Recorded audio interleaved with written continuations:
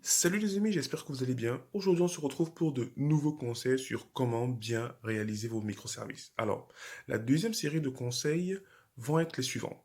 Première chose, vous vous assurer qu'il y ait un seul processus, ou tout au moins, que le processus que vous allez lancer dans le entry point soit le tout premier processus, c'est-à-dire celui qui aura le PID 1 dans votre conteneur. Pourquoi? Tout simplement parce que lorsque vous allez faire un Docker RM, ou Docker Stop, ce que Docker va essayer de faire en fait, c'est de stopper le process du PID 1.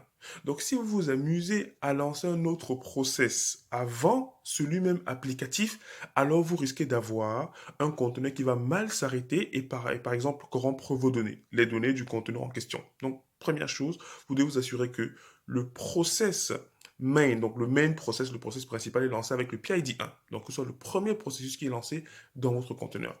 Deuxième chose, il faut pouvoir utiliser la cache de Docker. Donc, vous devez designer votre Dockerfile afin de prendre en compte le fait que Docker a une cache lorsqu'il build et ainsi installer par exemple les prérequis toujours en premier et par la suite installer l'application. Ça fait en sorte que si vous changez le code, ben, du coup, vous n'avez pas à réinstaller encore l'ensemble des prérequis parce qu'il utilise comme c'est dans sa cache. Troisième chose, enlevez tous les outils unnecessary, non nécessaires. Enlevez-les parce qu'en réalité, ils ne servent à rien à part à vous alourdir votre image Docker pour rien. Donc, remove unnecessary tools. Ensuite, quatrième élément, et non des moindres, bien taguer vos images.